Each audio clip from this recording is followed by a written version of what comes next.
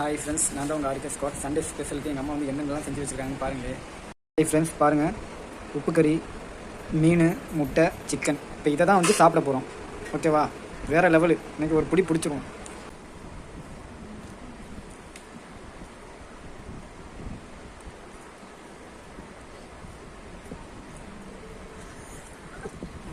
ஆசையாக இருக்குது.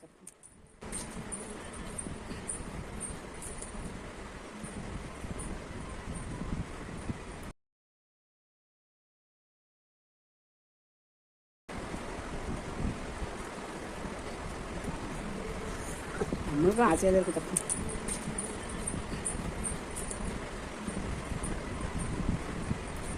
மீன் குழம்பு